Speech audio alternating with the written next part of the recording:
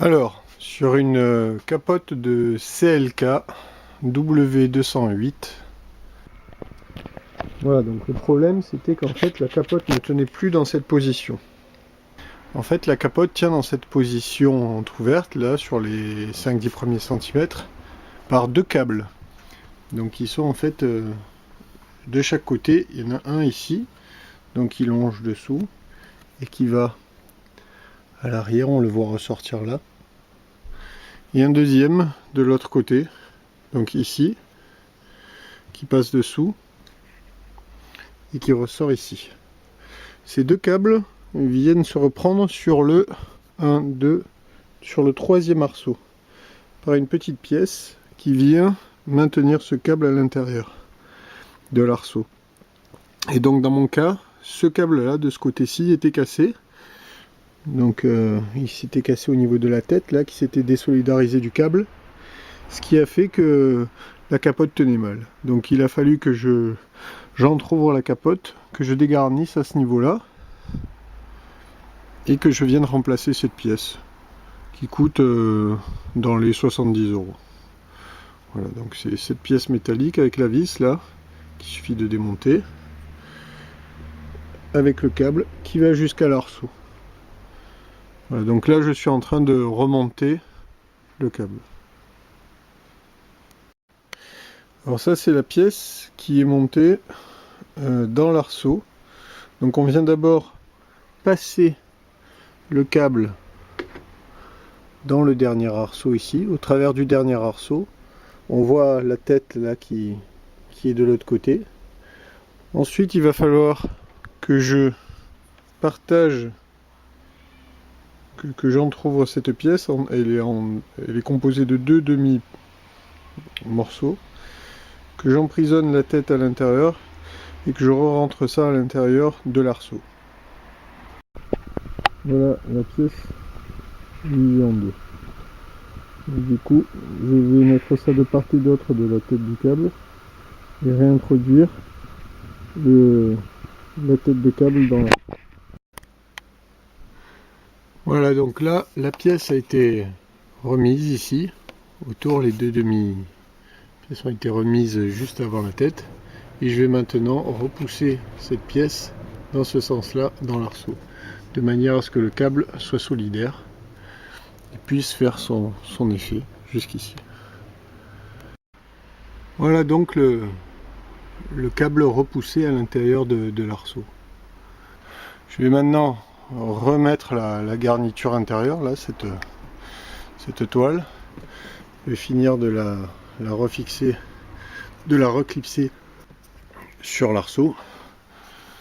Ensuite, la deuxième partie que je vais venir reclipser sur le deuxième arceau. Voilà, donc les arceaux 2 et 3 ont été reclipsés. Une plus facile. Et je vais maintenant remettre le dernier. Donc il va falloir venir fixer juste là-dessus. Voilà donc la toile intérieure remontée. Donc fixée ici tout le long. Et avec les deux petites vis de chaque côté pour tenir la toile sur le montant. Je vais maintenant déposer la poignée en retirant la vis qui est ici pour remonter le bandeau qui se fixe à l'avant.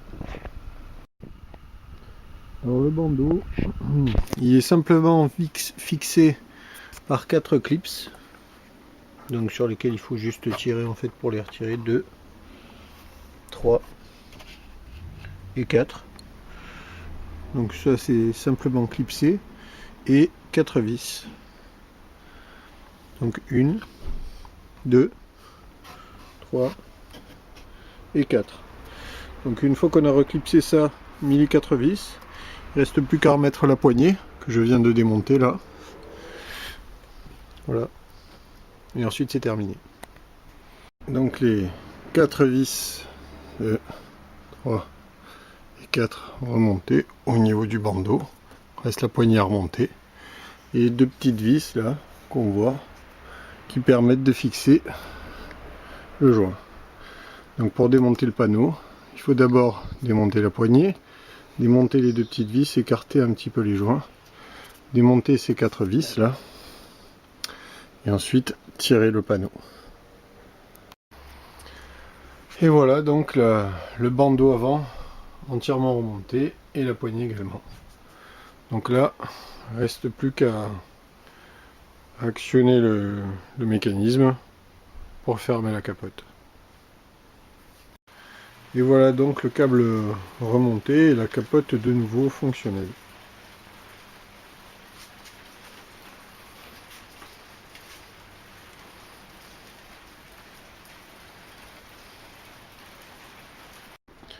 Voilà, donc maintenant le problème est résolu. Et aussi pour information, à un moment donné, la capote s'était déprogrammée, je dirais, ou en tout cas elle voulait plus s'ouvrir automatiquement, électriquement, hydrauliquement. Et il a fallu faire une ou deux manœuvres manuelles, reverrouiller la capote dans sa position ouverte, puis ensuite fermée, et ça s'est remis à fonctionner. Donc pas de souci.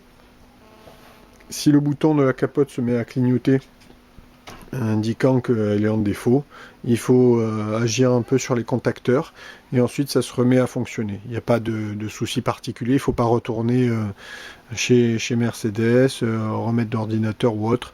C'est une logique qui est quand même complexe, mais c'est uniquement un jeu de contacteurs qui fait que ça détecte une position ou une autre et puis ça se remet à fonctionner.